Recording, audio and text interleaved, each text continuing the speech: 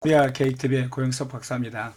지금 우리는 특수상대성 원리는 틀렸다는 강좌를 계속하고 있습니다.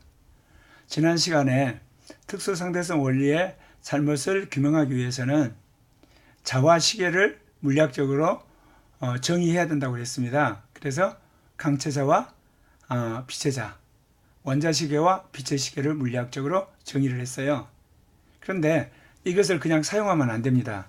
그래서 오늘 세 번째 강좌, 관성계에서 강체자와 원자시계, 빛의 자와 빛의 시계를 사용하는 조건에 대해서 살펴보려고 합니다. 그러니까 강체자나 원자시계를 사용하고 빛의 자와 빛의 시계를 사용하는데 조건이 있어요. 그 조건을 만족해야만 자와 시계로서 기능을 하게 된다, 그 이야기입니다. 어떻게 보면 여러분 굉장히 이거 복잡하다는 생각이 들죠? 바로 이 복잡한 절차를 거치지 않았기 때문에 아인슈타인 특수상대성 원리에서 상대론만 맞다는 이야기가 물리학자들에 의해서 그냥 검증되지 않고 넘어간 겁니다. 절대론을 규명하기 위해서는 이런 자와 시계에 대한 성립 조건까지 살펴야 한다, 그 이야기입니다. 자, 1. 기준계에서 강체자를 사용하기 위한 조건. 여러분 생각할 때 그러죠. 강체자로 그냥 길이 재면 되잖아. 근데 여러분이 여기서 길이 재고 저기서 재고 또 저기 가서 길이 재고 하는 이유가 뭡니까? 바로 관찰자가 강체자를 사용하기 위해서는 강체 막대 길이 불변의 법칙이 성립해야 돼요. 여기서 길을 쟀는데 저쪽으로 갈 때 자가 늘어나 버리면 안 되잖아요. 또 요리 왔는데 자가 이게 줄어들어 버리면 그 의미가 없죠. 우리들 흔히들 말하는 고무줄자라고 그러잖아요. 그런 겁니다. 그러면 안 돼요. 그래서 강체자를 사용하기 위한 조건이 있습니다. 강체 막대 길기 불변의 법칙. 이거 아주 중요한 겁니다. 여러분 생각하면 너무나 상식적으로 옳은 이야기죠. 근데 이 상식적으로 옳은 이야기를 검증 안 했기 때문에 아인슈타인이 상대로만 옳고 절대로는 틀렸다고 해버린 겁니다. 그래서 항상 진리는 간단한 데 있습니다. 기초적인 것을 검증하지 않고 넘어간 것 때문에 오랜 동안 어떤 그 물리학적인 진리가 은폐되고 잘못 적용될 때가 많습니다. 바로 특수상대성 원리도 그렇습니다. 지난 한 110년 동안 상대로만이 옳다고 사람들을 굳게 믿었고 또 그렇게 생각하고 여러 가지 실험을 했더니 다 맞았다는 거죠. 그러나 여러분들이 저와 더불어서 이 강좌를 듣다 보면 틀린 것이 분명히 나타나게 되고 또한 그런 실험도 얼마든지 할 수가 있습니다. 그것은 앞으로 이제 새로운 물리학자들이 그런 실험을 하게 되면 상대론이 틀린 면이 있구나, 그걸 발견하게 되고 그래서 상대론과 절대론이 옳다는 것을 이제 결론을 내릴 수 있으리라 저는 확신합니다. 두 번째, 기준계에서 원자시계를 사용하기 위한 조건입니다. 벌써 여러분이 예상을 하셨죠? 관찰자가 원자시계를 사용하기 위해서는 원자시계들의 주기 일치 법칙이 성립해야 돼요. 이것도 강체자하고 비슷한 원리죠. 자, A란 곳에서 시계로 시간을 측정했어요. 자, 그거를 B라는 데 옮겨가지고 이제 정지를 시켜놨더니 시계가 빙빙 돌아가 버리는 거예요. 더 빨리 가버리는 거예요. 그러면 어떻게 시간을 측정할 수 있겠습니까? 예를 들면 이런 걸 생각해 보십시오. 여러분이 서울에서 시계를 쟀는데 여행을 갔어요. 여러분 부산에 도착했는데 시계가 엄청 빨리 가버리는 거예요. 돌아가 버리는 거예요. 그러면 어때요? 서울에 있는 사람과 시간이 안 맞죠? 그러니까 이 서울에 있는 원자시계고 저기 부산에 있는 원자시계가 돌아가는 이 주기가 일정해야 됩니다. 그래야만 시계로서 역할을 한다, 그 이야기입니다. 이게 바로 원자시계들의 주기 일치 법칙. 이것도 너무 상식적이죠. 근데 상식적인데 여기에 엄청난 놀라운 비밀이 숨어 있습니다. 왜 그러냐면 이제 몇 강좌 가서 아시겠지만 A와 B가 정지했을 때는 주기가 똑같습니다. 그런데 A는 정지하고 B는 만약에 움직이면 어떻게 될까요? 놀라운 사실은요, B에 있는 시계가 천천히 갑니다. 이게 앞으로 특수상대성 원리에서도 이야기했지만 제 강좌에서 그게 드러나게 되는 겁니다. 그래서 여기서 중요한 거는 원자시계들의 주기가 언제 일정하냐? 서로 정지했을 때. 정지했을 때 주기가 일정하는 걸 말합니다. 예. 자, 빛의 시계를 사용하기 위한 조건입니다. 빛의 시계란 것은 여러분 빛으로 시간을 측정하는 거라 그랬죠. 거리는 이미 강체자로 다 측정을 했고, 그런데 관찰자가 빛의 시계를 착종하기 위해서는 빛의 속력 일치 법칙이 성립해야 돼요. 자, 여러분 보이는 것처럼 위에서 측정하고 또 아래에서 측정하고 옆에서 측정하죠. 여러분 빛으로 이게 시간을 측정해야 되는데 빛의 속력이 틀려버리면 어떻게 하겠습니까? 거리는 똑같은데 빛의 속력이 장소에 따라 달라버리면 시간도 달라져 버리죠. 그럼 빛의 시계를 사용할 수가 없죠. 그러니까 빛의 속력은 어디서 측정하더라도 똑같아야 돼요. 이게 빛의 속력 일치의 법칙입니다. 이것도 너무 상식적인 거예요. 그러나 이것이 굉장한 물리학적인 앞으로 현상을 설명하는 데 중요한 원칙이 된다는 걸 여러분이 발견하게 되실 겁니다. 빛의 시계를 이용하여 시간을 측정하는 것을 구체적인 사례를 들어서 말씀을 드리려고 그래요. 강체자를 이용해서 광원과 수신자 거리를 일단 측정하죠. 그 다음에 광원에서 나온 빛이 수신자에게 딱 도착을 하게 되면 어떻습니까? 빛의 속력을 이미 알고 있잖아요. 그러면 시간은 알바시다. 그렇게 계산할 수 있다는 거죠. 예컨대 거리가 60만 킬로를 강체자로 측정했어요. 근데 빛의 속력은 30만 킬로였잖아요. 그럼 빛이 60만 킬로를 딱 도달할 때 시간은 얼마죠? 그건 2초예요.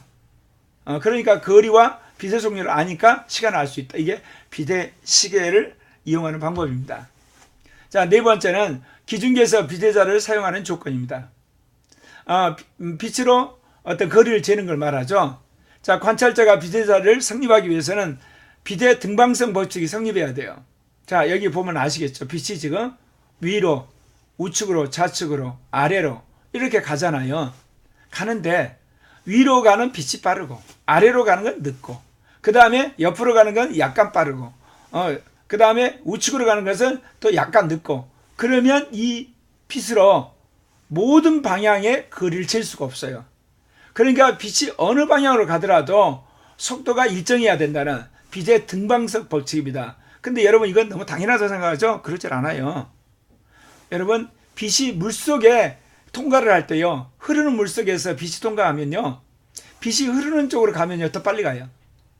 그리고 거꾸로 흐르는 방향과 거꾸로 오면 빛 속도가 늦어져요.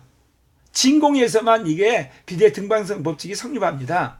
그렇기 때문에 이 법칙이 성립을 해야만 우리가 비대사를 사용할 수 있다 그 이야기입니다. 그러면 비대사를 사용해 거리를 측정하는 일을 한번 생각해 봅시다.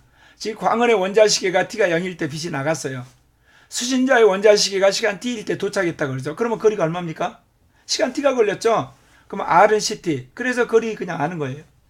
여러분 이 지구에서 달까지 강체자가 어떻게 시간을 잽니까? 못 재죠. 어떻게 차를 계속 재고 가요? 빛으로 잽니다. 그러니까 예컨대 여기서 달까지 빛을 쐈어요. 거기에 있는 암석의 빛이 반사돼 지구로 왔어요. 그랬을 때 도달한 시간을 계산하면 거리를 알 수 있다는 거죠. 여기 보면 시가 30만 킬로미터 세크잖아요. 근데 시간이 0.1세크 걸렸다. 그럼 뭐죠? 3만 킬로죠. 그래서 우주 공간에 있는 이 가까운 행성과의 거리는 빛으로 측정할 때가 많아요. 왜냐하면 빛을 쏘아서 왕복하는 시간을 나눠가지고 C를 곱해가지고 거리를 구할 수 있다 그 이야기입니다. 이게 빛의 자입니다.